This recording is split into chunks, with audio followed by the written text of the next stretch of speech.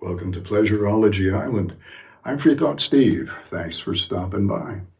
Before I forget, I forgot something at the end of the last video.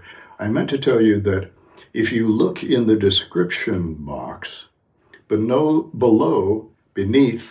the YouTube video itself, if you look in the description box down below, you'll see a link there. If you click on that link, it'll take you to a Google Documents page containing two artificially intelligence generated summaries of the talk that you've just been watching or you're about to watch.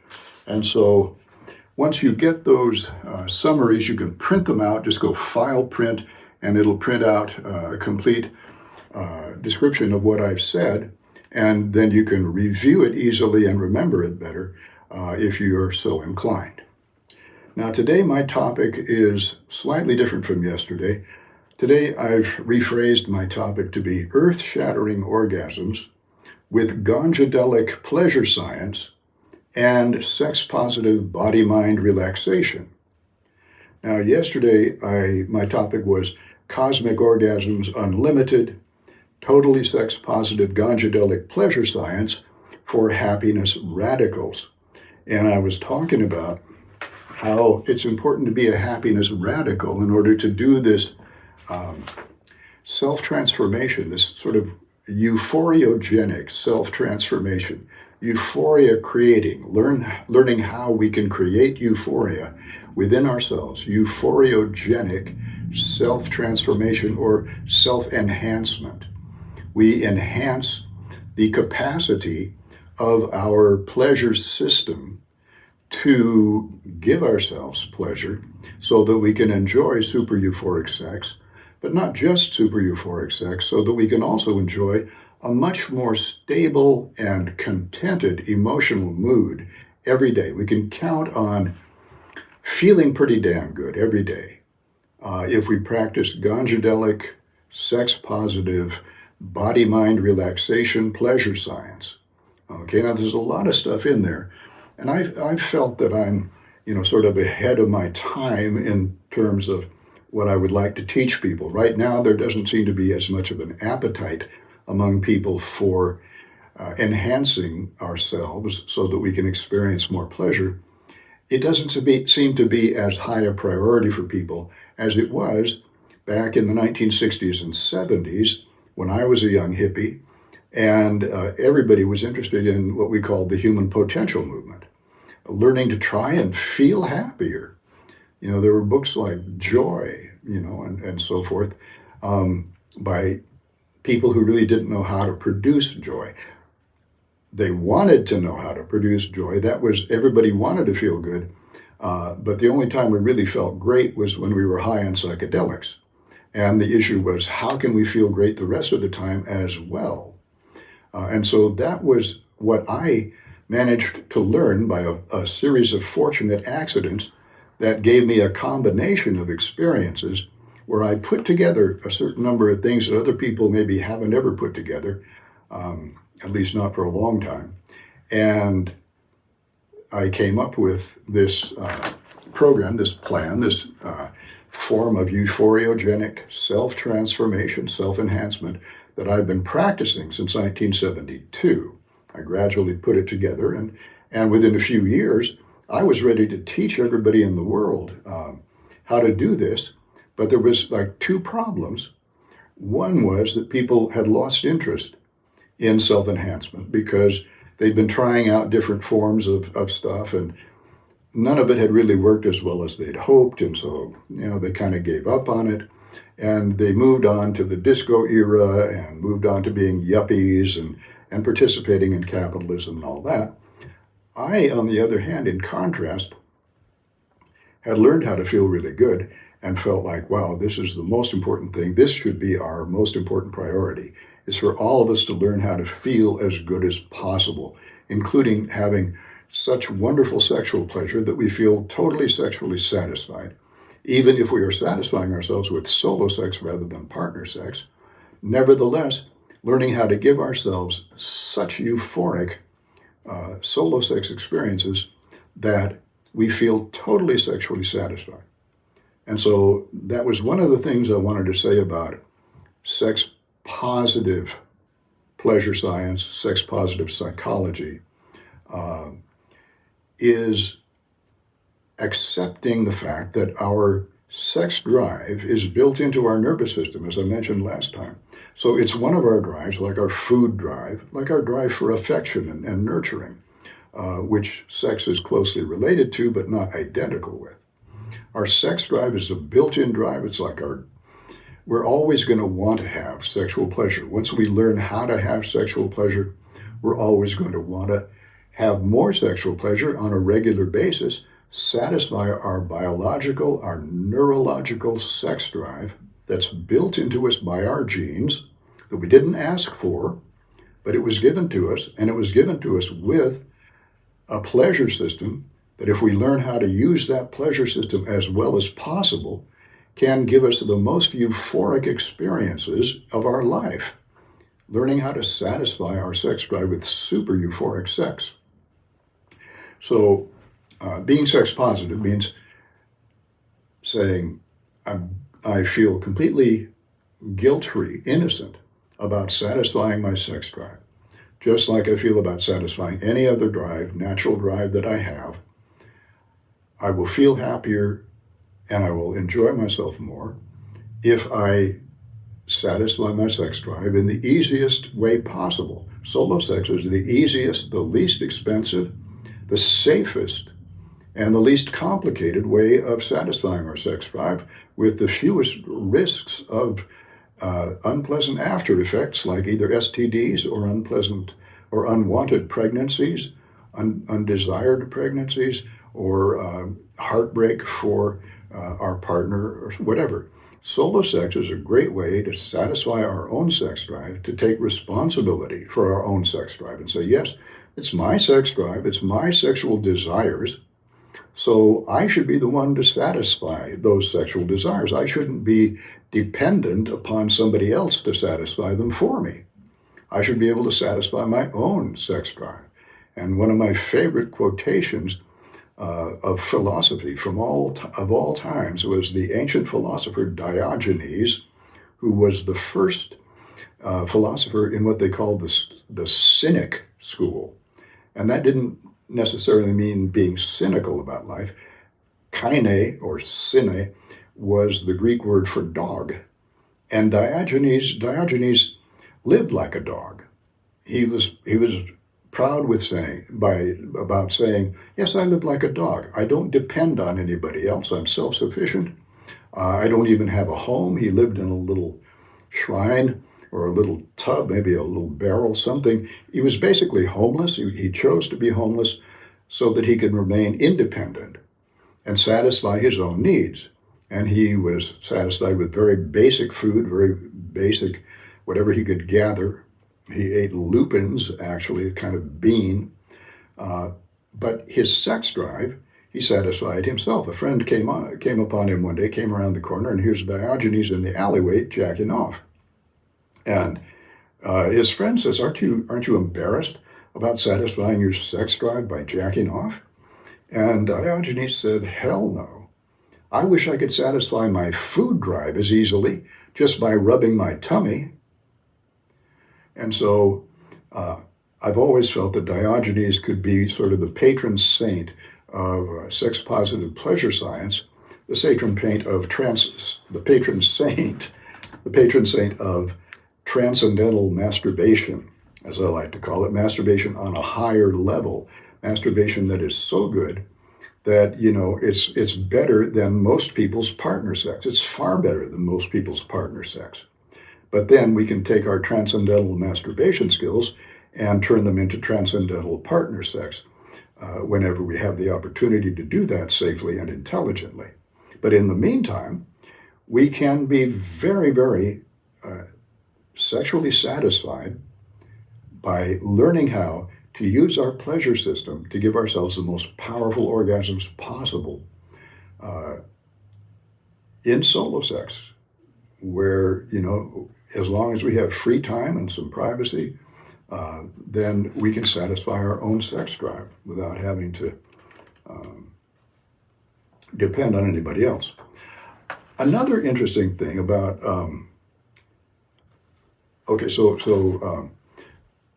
super euphoric sex has basically two phases, as I was talking about last time. First, there's the phase where we gradually build up high arousal, pre-orgasmic states of bliss in consciousness that fill our entire consciousness. We are relaxed so that we can allow the bliss to fill our entire consciousness. It feels like it's filling our entire body as well.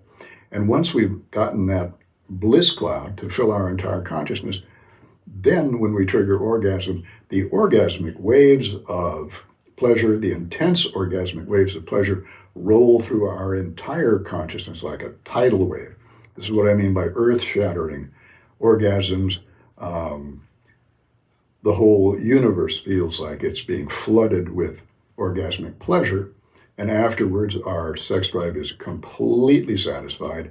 We feel very relaxed, and we feel like, yes, we've satisfied our sex drive without any guilt whatsoever because we feel so good in having done it, and our whole body feels great. But it's important for us to feel innocent about our sexuality. So, we'll talk about how people make sexual value judgments and what their basis for that is. And in a nutshell, I feel, of course, that any way that we can give ourselves happiness that doesn't harm anyone else is perfectly valid, and in fact, the best thing we can do. The best thing in the world is a euphoric state of consciousness. States of consciousness that are filled with pleasurable, happy feelings are the only things in the universe that have intrinsic value in and of themselves. Okay, a euphoric state of consciousness is an end in itself. That's a goal that we have reached, is the euphoric state of consciousness. Everything else that we do in life is a means toward the end of having a euphoric state of consciousness. So anything you think you may want in life, you want that because you believe that when you get that, then you will have a euphoric state of consciousness. But it's the euphoric state of consciousness that we're always trying to give ourselves, that we're always trying to get through whatever we do. So euphoric states of consciousness are the only things with positive value in the universe. And suffering states of consciousness are the only things with negative value in the universe. And so, in fact, death is the end of consciousness. Our brain ceases to produce our field of consciousness. And at that point, time comes to a standstill. Time dissolves, in fact. There is no before and after death. There is only life. And at the end of life, time dissolves, we dissolve, and we are no longer aware of anything. We don't even notice that we're not there anymore. And that state of affairs does not endure for any length of time at all, because in order for us to be aware of the passage of time, we have to be conscious. And when our brain stops producing our field of consciousness, not only do we forget that we ever lived, and we're unaware of the fact that we're no longer alive, but time has dissolved. And so that complete absence of experience lasts for a complete absence of time. And it is in no way unpleasant because we don't even know that we're in it. And in fact, we've all gone through it thousands and thousands of times during our lifetime. Every time we go to sleep, we go through periods of dreamless sleep when our brain absolutely doesn't turn on, it turns off the circuits that are necessary to create consciousness. The brain shuts down the consciousness creating circuits, consciousness evaporates, but we never notice it because you cannot notice the absence of experience. We can't remember a period of non-experience because it doesn't have any duration in time, and there's absolutely nothing to remember. So it's exactly like before we were born, before we grew a consciousness, our genes grew a consciousness and a brain. a brain that was capable of producing consciousness. Before that happened, we had not existed, at least since the beginning of the universe 13.7 billion years ago. So for 13.7 billion years, we did not exist. We didn't notice that we were not existing. It didn't bother us that we hadn't come into existence yet. We had no idea we were going to ever come into existence. And we have no memory of that entire period of non-existence because it lasted no time at all. Before we had a consciousness, time didn't exist for us. And again, once our consciousness dissolves and evaporates, we will be outside of time again. We won't exist, and time won't exist for us. So the point of this is that the only thing we have to worry about is what goes on for us during our lifetime, while we are conscious.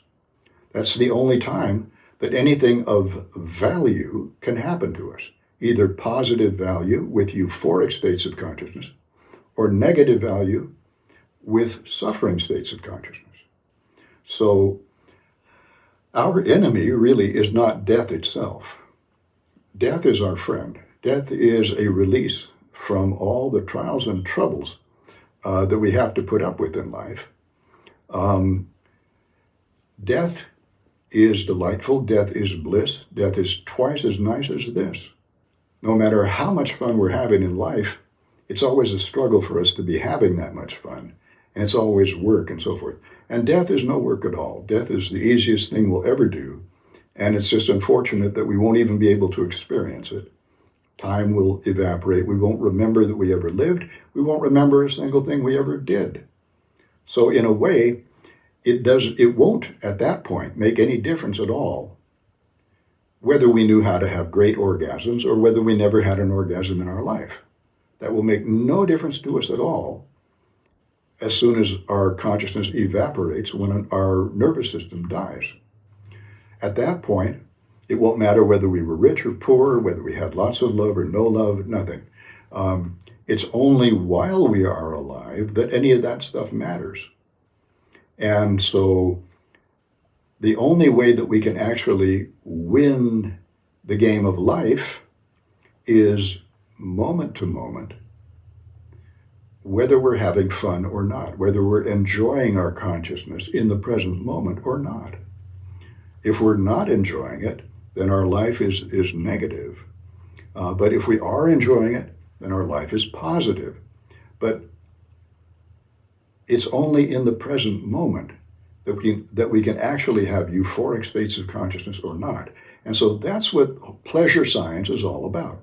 This pleasure science that I've been practicing since 1972 is all about learning how to have euphoric states of consciousness in the present moment. And it didn't start out as super euphoric sex consciousness. That came as an added bonus later. I didn't even realize that was going to happen. And when it did, boy, was I surprised and happy. And from that point on, life took on new meaning. And for the rest of my life, I've been happy, even though I haven't had a lot of money or a lot of worldly success of any sort. I've had a very modest existence, but I have had a wonderful time because I've known how to have euphoric states of consciousness day in and day out, just emotional contentment and relaxation. And then plus that, I've been able to have super euphoric sex and cosmic earth-shattering orgasms. So I've been very happy with my life. And now that my life is coming towards its end, the only thing that I'm unhappy about is that I haven't been able to share this information with the rest of the world. As I said, one thing was when I first, it was about 1980 that I really would have been ready to share some of this stuff with the rest of the world.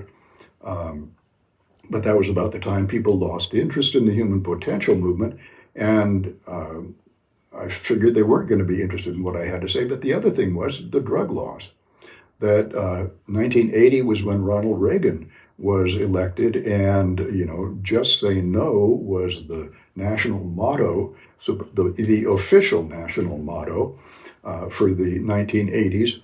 But of course, all of us were saying, yeah, just say bullshit. Just say whatever they want you to say, and pretend like you're not doing what they don't want you to do, and go ahead and do it anyway. And so the counterculture just went underground, and we continued to have a good time, but we were scattered, and we didn't know who to trust. We were unable to form a community. We were unable to really communicate publicly to come out at that time. For me to come out and say, yes, cannabis is a very useful tool in pleasure science. Cannabis can help us relax our muscles. Cannabis can help us relax emotionally. Cannabis can help us observe our consciousness more clearly, and so we can stabilize our consciousness, clarify it, clear out thought fog, and create a wonderful state of consciousness in which we can then have super euphoric sex and cosmic orgasms, and cannabis helps us learn to do that as well, so that cannabis is an integral part of this whole body-mind relaxation pleasure science program. I couldn't come out and say that. In those days, there was no internet. In the 1980s, there was no internet. The only forms of mass communication would be television, radio, movies, and printed books. And you had to get somebody's permission to do all that stuff. You had to find a publisher who was willing to pay for publishing your book, and at that time, in that emotional climate, I felt that no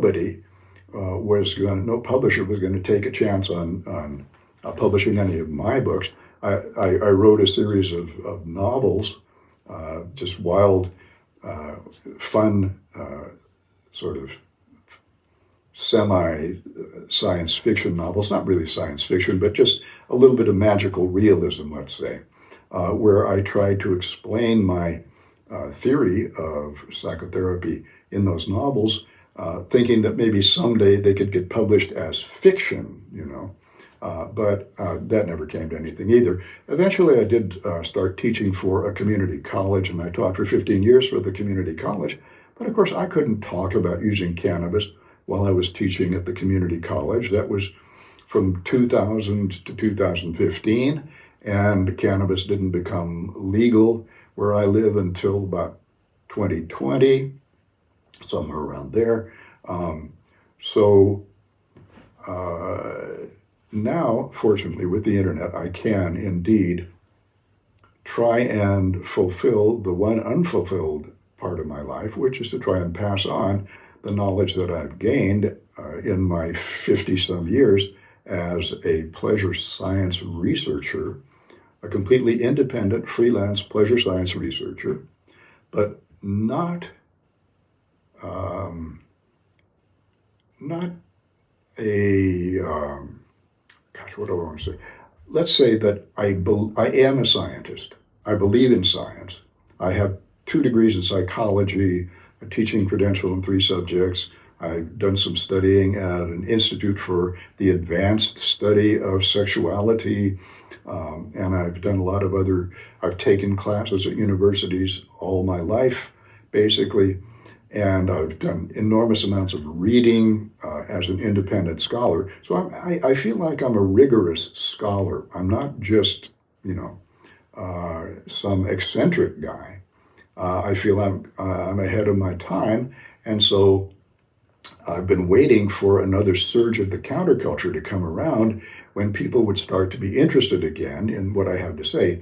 And I've come to the conclusion that I'm probably going to die before that happens, so I had better just put some stuff on YouTube and leave a record of my thoughts and my activities for whoever will happen to be interested whenever they happen to get around to it. At the moment, YouTube has a policy of not removing videos, even if nobody watches them, but they will leave them up. So I'm hoping that if nobody watches my videos for another 30 years, 40 years, 200 years, that's okay. Maybe someday people will start watching them and will be able to learn to have the kind of happiness that I've enjoyed for my entire life. And that way I would feel that my life had some purpose and meaning just beyond enjoying it myself. But in the meantime, we can only win or lose the game of life in the present moment. And that's what I want to teach you how to do now.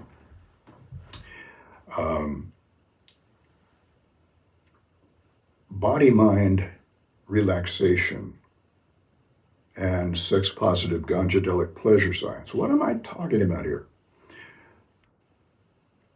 In order to understand where this comes from, the basic idea is that we are all tense and anxious without realizing it. And that tension includes tension in our muscles, tension in our internal organs, and tension in the mood of our consciousness, and a fragmented consciousness that is not very stable and not very focused, or our attention is darting from one thing to another. And what we need to do is undo this state of tension. Why are we in this state of tension? How did we get in this state of tension? And how can we undo it? Where does it come from? And how can we stop it? So that then we can relax, because relaxation is the gateway to super euphoria of all kinds, to having a euphoric state of consciousness. Relaxation is the gateway. So what's the opposite? What is relaxation? What does that mean? And what's the opposite of relaxation? The opposite of relaxation is tension. Where does the tension come from? Relaxation and tension are states of our emotional brain. Now, our emotional brain is a real part of our brain. It's a specific part of our brain. I have a model of the brain here that I like to use to show you exactly where the emotional brain is. Now, you're looking straight on at the brain. Now, if I turn it to the side,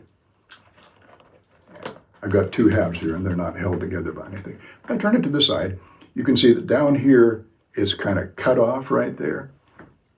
And that little area, that goes down the spine. That's the spinal cord right there. So that's the back of the brain right here. And this is the front of the brain that you're looking at now with the red and yellow on it. Here's from the other side. We know we have two halves to the brain, a left and a right hemisphere to the brain. And then if we open it up in the middle, there we see the emotional brain, which I've colored yellow on this side and red on that side. We have two emotional brains. They're very similar, but they're not identical, and they have somewhat different functions. But this is the area that they are, right in the center of the brain, and in the front of the brain there you can see. Okay, so this is what I mean by the emotional brain. And what I learned was that in order to relax the emotional brain, we have to calm down. That relaxation is being calm rather than anxious. And anxiety is something that we learn because of the stresses in our environment, as well as internal stress inside ourselves. And there are many types of stress that we're subjected to as we grow up. And some people are more sensitive to stress than others, okay? Now, I happen to be extremely sensitive to stress, and that's why it was so important for my happiness to learn how to relax. So, because I have to constantly make an effort not to get anxious. And to learn how to relax, I had to go through a whole series of things, which in the end transformed the way that I operate my emotional brain. We don't usually think about the fact that we could operate our brain in several different ways. We use our brain to do a lot of things.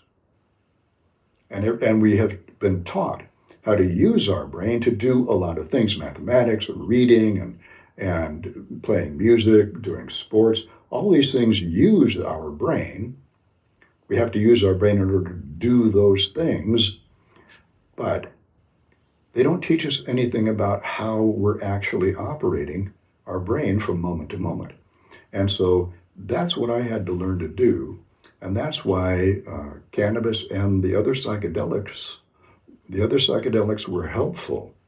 Psychedelics, as I mentioned last time, means a substance that when we take that substance, we are able to become more aware of our consciousness. The psyche becomes apparent to us, whereas before we were looking right through the psyche and out into the world. But when we take psychedelics, we're able to look at the psyche. We're able to look at consciousness as a field of consciousness and say, this is my consciousness. I remember the first time I took LSD, I ended up walking down the road, and I lived in a semi-rural area, and I walked down this road. There was no traffic, nobody around, and got to the end of the road where there was sort of a park with a lake in the middle of it, a hill on the far side of the lake, and mountains beyond that.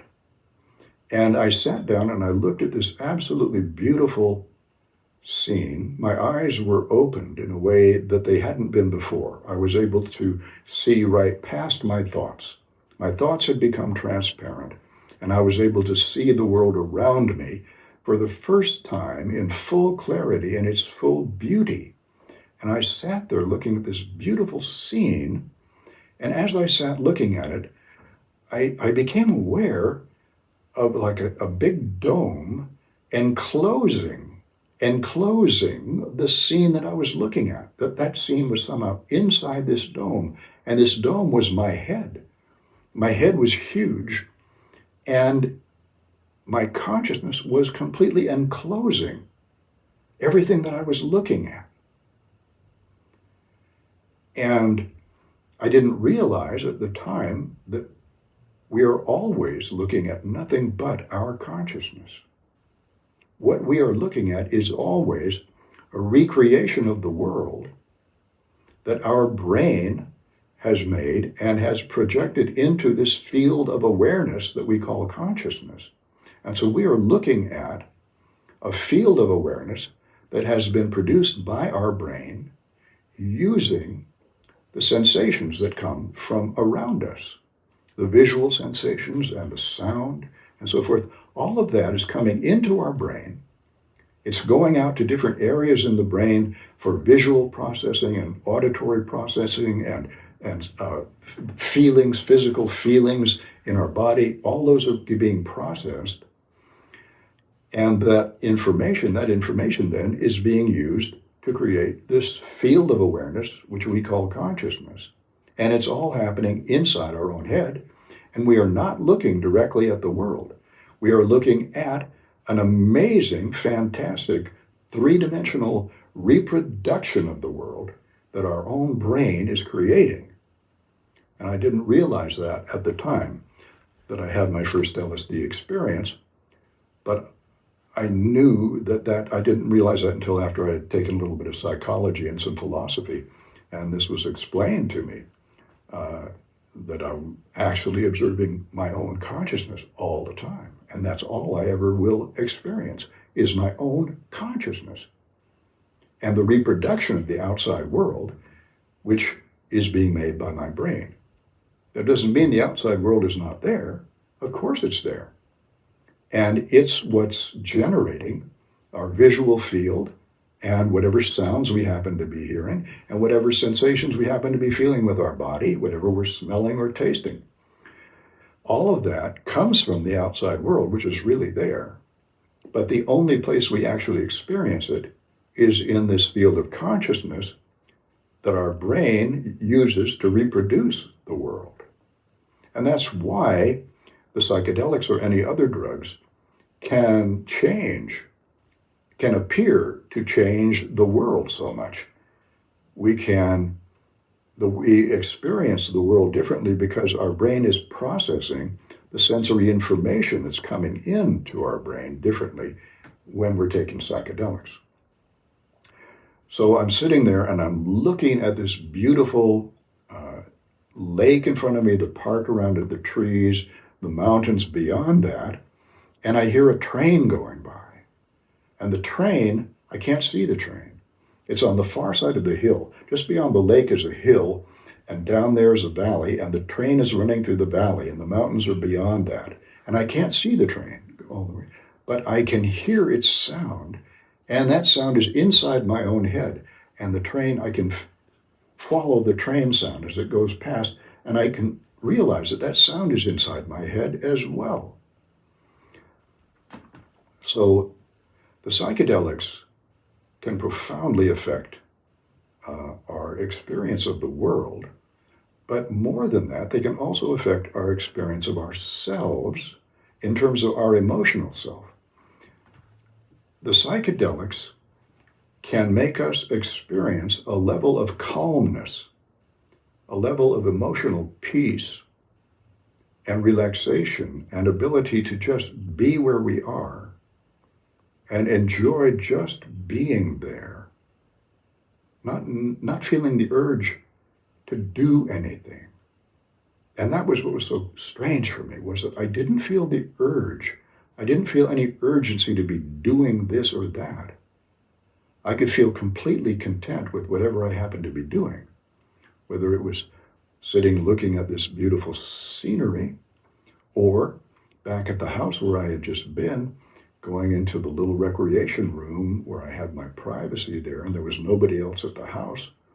And inside the recreation room, I had a little portable stereo set up, and I was able to listen to music, just lying on the floor, listening to music and seeing these beautiful jeweled hallucinations that were being produced in harmony with the music. As the music changed, the colors of the little jeweled pictures changed, and what I was looking at would change, the formations and so forth.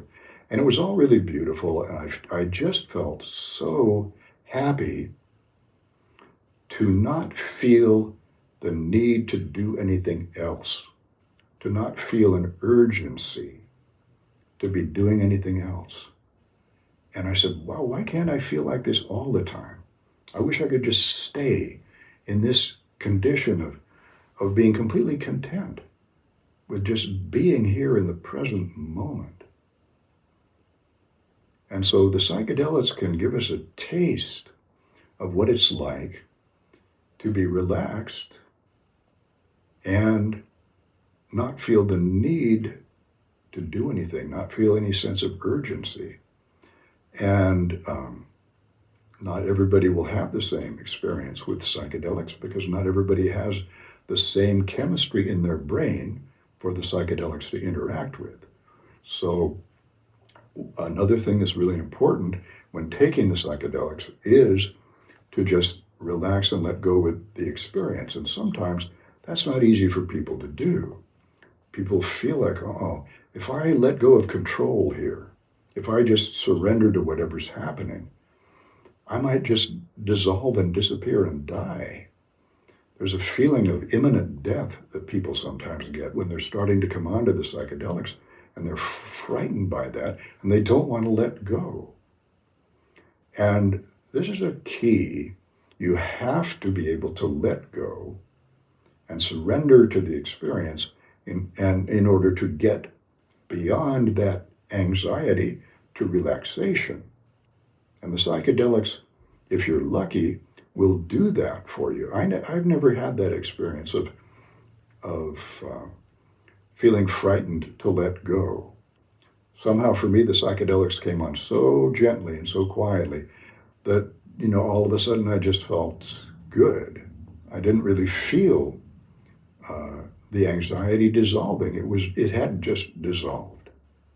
But a lot of people do feel that anxiety about letting go. And that leads me to what it is that causes us to be anxious all the time. That anxiety that they're afraid of letting go of is being caused by their emotional brain, because they have been raised in an environment, as most of us have. We are raised in a stressogenic environment, an environment that generates stress, pressures on us of all kinds. And so we grow up with that stress making us feel anxious, making us feel we've got to do this or we've got to do that, or something terrible will happen. And that's the emotional state that we operate in most of the time. And we think it's normal. We think that's just the way it is. And we don't even notice the fact that we're anxious and urgent anymore. And that's why taking the psychedelics, if you can get past that, let go of that anxiety and get into that calm, relaxed place, can show us that it is possible to have an extremely different kind of consciousness. A consciousness that's not only capable of experiencing the outside world in all its full beauty, if we happen to be in a beautiful surroundings. And I believe it's very important to take psychedelics only in a beautiful, natural place. The real heavy psychedelics, LSD and psilocybin, it's really nice. Not going to a club with lots of music and lots of people. You know, you can't control your environment. You don't know what's coming at you, and you're in an unnatural environment. You're in a man-made environment. It's great if we can get out of the man-made environment to an extent to where we are surrounded by natural beauty, because natural beauty is very calming if we allow it to be. And we shouldn't take the psychedelics at night either. We should take them during the daytime when it's bright and sunny. At night, you can have more weird fantasies and have more paranoid ideas come into your mind because the outside world isn't as vivid to you. But if you're outside and the world is beautiful wherever you are, that will help you be calm. Like taking a psychedelic at a nude beach is a wonderful thing. If you've got a beautiful nude beach, I used to be able to go to one that you couldn't even get to by car. You had to park your car about a half a mile away, walk a half a mile through fields, following a trail, got to the cliff, and then you had overlooking the ocean, and you had to walk down a stairway that had kind of been cut into the cliff, and little steps with wood had been formed there, and you could finally get down to the beach. So the beach was very isolated. And only people who wanted to go to the nude beach would take the trouble to go out there and go down there.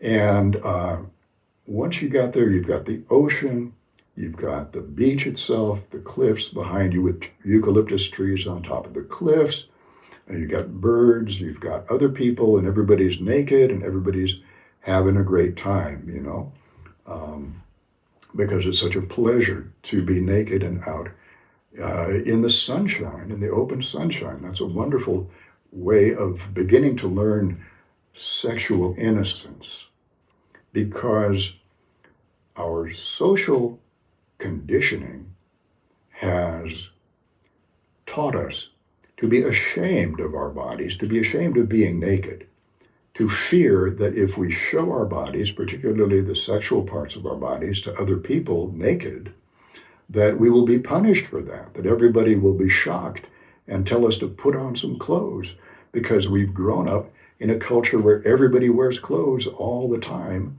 you know, except in exceptional places like strip clubs, which are not really natural places, but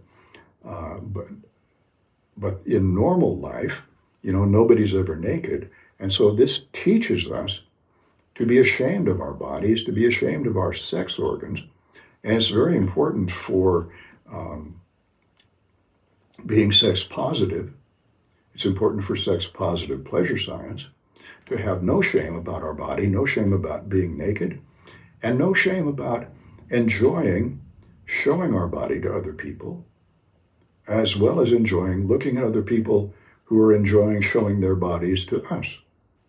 I think this is very therapeutic. We should be able to do that actually as we grow up. Our culture forces children to be clothed, you know, from day one, basically. And we never get the chance to be proud of our own bodies, proud of our nakedness, proud of our sex organs, and show off our bodies to each other in a natural and fun way, and an enjoyable way. So the nude beach is a sort of therapeutic remedy for a lot of sexual shame. And so I really recommend people going to the nude beach. And it's fun to go to the nude beach and get high on cannabis. That's a great time. And to learn how to be comfortable and relaxed while naked That's a basic foundation for having a comfortable, relaxed, sex-positive attitude anytime we're having erotic interactions with other people.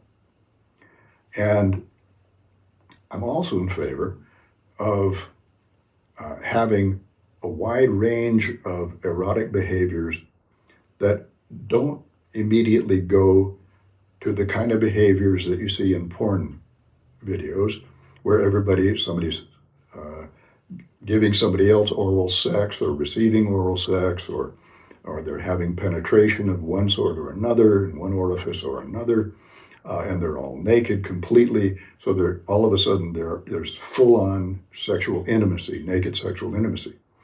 I think that we jump too quickly from the beginnings of sexual intimacy to full-on sexual intimacy, and there's a whole range of behaviors in between that can be very erotic behaviors, but that don't involve so much intimacy, don't involve the risk of STDs, and where we could enjoy these intermediate sexual erotic activities with numerous other people without having to be involved in a serious relationship with them in terms of an exclusive pair bond relationship. I'm talking about clothed massage and clothed rubbing of bodies, touching of bodies. I believe that we should have what I call tender nests. Those of us who are true happiness radicals should have safe places where we can interact with each other in erotic ways that will give us fun erotic memories that don't have to involve full-on sexual intimacy, but nevertheless can be extremely erotic. At the nude beach, there wasn't sexual intimacy going on between the people who went down to the nude beach. There wasn't an orgy going on or anything like that. But people were having very sexy interactions just visually. And because there was an unspoken code against overt sexual behavior on the nude beach at that time, people could safely enjoy being exhibitionists and voyeurs, being mutual exhibitionists and voyeurs, and having that be very erotic without it leading to immediate physical interaction consequences. But you could go home and have very erotic memories of the nude beach that could serve you very well during solo sex or during phone sex, which is another wonderful way of having sexual pleasure without necessarily having physical interaction with someone. And, I like audio phone sex rather than visual phone sex. There's no pressure in audio phone sex. The two people who are talking can just be using their own imaginations as to what's going on. They can tell each other what's going on and imagine what's going on, but there's no pressure on either of them to perform sexually in a particular way. There's a lot of freedom there, and it's very, very erotic. And it's fun to have erotic memories of the nude beach to think about during solo sex or phone sex. It's also fun to have erotic memories of, if you had a tender nest. A tender nest involves at least 3 people. And a tender nest should begin with just nurturing affection, not erotic interaction necessarily, but just nurturing affection, because that's one of our basic needs that helps us really relax, that should be separate from sex. A lot of times, the only way people can get nurturing affection is by getting into a sexual relationship with someone, and that's wrong. We should be able to have nurturing affection and share that with one another without having it be a sexual situation at all, because it's more relaxing if we know that we are just interacting with our friends in an affectionate way that is not going to lead to any kind of sexual activity, then we can just relax into the nurturing affection and enjoy it for itself. Now, nurturing affection is like two basic exercises. One is a sandwich hug, where you got three people, one person's in the middle, the other two people are hugging the person in the middle. One person is hugging them from in front, face to face, and the other one is hugging them from behind, face to back. Okay, but the person in the middle is getting surrounded by human affection and love. And everybody just relaxes into the hug, let the hug last a minute or two, 5 minutes, it doesn't matter, as long as you want.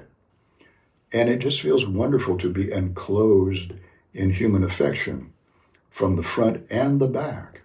And if there's a fourth person, they could be standing on the side, rubbing the sides of the person's body to make them feel even more perfectly enclosed. Or you could try a double-decker sandwich hug, 4 people, 2 people on the outside, 2 people in the middle. So both of the people in the middle are getting hugged face to face, and they're both getting hugged from behind at the same time. So you get 2 people in the middle who are having this experience of being surrounded by human affection. And then you trade off after a while, and everybody gets a chance to be in the middle and enjoy that wonderful sensation of being surrounded by physical human contact that is non-sexual, but it is there comforting. It's like being back in the womb. It's sort of a remothering experience, a re-nurturing experience, because a lot of us didn't get as much nurturing physical affection during our infancy and childhood and young childhood and young adulthood. We lose that at a certain point. If we even got it ever when we were kids, you know, being able to sit on somebody's lap and have them hug you and hold you, then that gets lost at a certain age. Beyond the age of 3 or 4, no more of that stuff. You're too big for that now, and we lose that. And maybe we lose it earlier. Maybe we never even got much nurturing physical affection. Another way of giving nurturing physical affection, particularly when you're high on psychedelics or on cannabis, was invented by 2 women who were doing LSD psychotherapy around 1960, in the very early days before LSD was illegal, and they were therapists. And what they would do would be they would actually have the client on their lap, on a sofa. The client would stretch out on the sofa, and they would be holding the client on their lap and just holding them to themselves the way that a mother would hold an infant. And they were remothering the client, who very often these were people very lonely, very alienated people, because nurturing affection is something that is drastically scarce in our society. It could be totally abundant. All you need is 3 people or even 2 people. You could be giving each other nurturing affection, and everybody could be doing it, and it doesn't cost a thing. All we have to do is overcome our social inhibitions about doing that and our fears about what it might lead to. If we know that it's not going to lead to something sexual, then we just experience that wonderful sense of physical closeness and holding, and just surrender to it. And it's very relaxing for our emotional brain. Nurturing is one of the best ways to relax the emotional brain, to get the emotional brain to let go of anxiety. I feel safe. You see, anxiety is not feeling safe. But if I'm lying in somebody's arms, if somebody's mothering me, or if I'm in a sandwich hug, then I feel safe and my emotional brain calms down. It happens automatically. You don't have to try and make it happen. You just relax and it will happen automatically, that the emotional brain will calm down. And one of the great things about psychedelics is they help us relearn things in our life. They create a period of enhanced learning so that our emotional brain can learn to be relaxed when we're being given this nurturing affection by other people If we're on psychedelics, our emotional brain can remember how that feels and enjoy that experience and learn what it's like to be relaxed and be able to then relax better when we're on our own afterwards. We get a period of enhanced, nurturing affection learning while we're high on the psychedelics, and that memory stays with us afterwards. It lays down a very powerful memory, an especially powerful memory. And so sandwich hugs are one way of doing that. This holding someone on your lap is another way. And then close-on massage with the person lying face down is a way of creating relaxation and comfort and affection. And you should have at least two people gently stroking the person's back, massaging them gently. Massage is a very easy thing to learn. If you relax your hands and relax emotionally and just let your hands caress the other person's body. And if they're lying face down, then you can caress them from head to toe. Yes, you can caress them over their bottom, over their hips and buttocks. And it doesn't have to be a sexual thing. It can just be a nice thing, a pleasant thing, and you can caress them from head to toe, and the person being massaged with their clothes on can relax completely because they know this isn't going to turn into a sexual thing. It's just a nurturing thing. That's the agreement that the people in the tender nest have agreed to before. So I think forming tender nests is going to be the real thing for the future. And it doesn't have to be just 3 people. You can have more people, multiples of that. And everyone just has to come to the agreement that this is a nurturing affection session. Or sometimes you can have a tenderness meeting that's going to include some erotic interaction as well. And that can be close-on massage where you just where the person just turns face up instead of face down. And then you have the most erotic parts of their body available to your hands to caress. And you can caress the person erotically with their clothes on, and yet they can still relax into it. They can surrender into it. They can allow it to happen and not be worried about it, because as long as they have their clothes on, nothing really serious is going to happen there. And so this is a way of enjoying erotic interaction and giving a person erotic memories that is also nice and relaxed.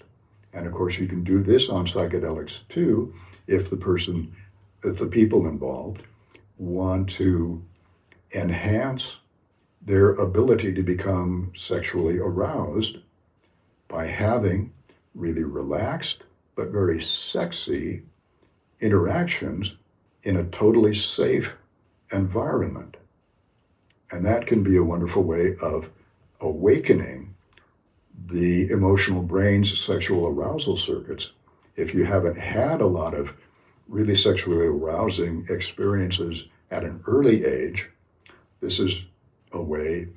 See, there are a couple of critical periods of sexual learning as we grow up, one of them in childhood and then one of them at puberty and afterwards in our early adult years. And if we didn't happen to get really erotically arousing experiences, relaxed experiences that were not anxious, not urgent, not guilty, but were innocent and relaxed, if we didn't get those when we were young, we can have an artificial period of enhanced sexual learning on the psychedelics or on cannabis. And so we can reawaken those sexual arousal circuits in our emotional brain that may not have been aroused earlier in our life, or they might have been aroused earlier, but then we might have been made to feel sexual guilt or shame or humiliation or something bad. And we shut down those sexual arousal circuits because it made us too anxious every time we started to get sexually aroused. And so we would automatically shut down the sexual arousal circuits. And so that interferes with our ability to have super euphoric sex, obviously. So we need to relearn how to allow ourselves to become sexually aroused without guilt, without anxiety, without fear of what might happen, in a totally relaxed and comfortable way. And the tenderness is a good way to do this. The tenderness plus psychedelics or cannabis, and allowing a gentle but very erotic stroking of the body with the clothes on, but nevertheless cherishing the person's body with our hands, cherishing their body, even kissing them, interacting with them in a gentle sexual way where the person can always say at any time, have a safe word, say, okay, enough, that's okay, back off now. That's all I can handle for now. If something starts to get us anxious, because the key to enjoying pleasure without anxiety is to first learn how to be relaxed, and then gradually start enjoying erotic interactions, letting someone caress your body erotically, for instance, and staying relaxed. And if something happens that starts to make us anxious, we say, okay, stop, let's relax, let's go back. Let's not go quite that far. Let's just continue with what we were doing before. This is what they call systematic desensitization, that you learn to relax and then learn to do the activity that you want to be able to continue being relaxed in as you do it. And anytime you start to get anxious, then you stop and relax again, and then start over and learn how gradually to enjoy whatever's happening without getting anxious about it, but allowing oneself to become highly aroused sexually by it, and learning how to let the feelings of sexual arousal come into consciousness and not be made anxious by that. Learning how to just enjoy that feeling of being turned on, that sudden surge of arousal that comes into consciousness, and not becoming anxious by it, but allowing it to happen, surrendering to it, letting it happen and letting it do whatever it wants to us, and allowing ourselves to really enjoy sex in a very relaxed way. That's the key to super euphoric sex. Okay, thanks for listening. Remember, you can click on the link below the video description and you'll see an AI-generated summary, in fact, 2 summaries of what the talk has been about. I'll talk to you again next time. Thanks for listening.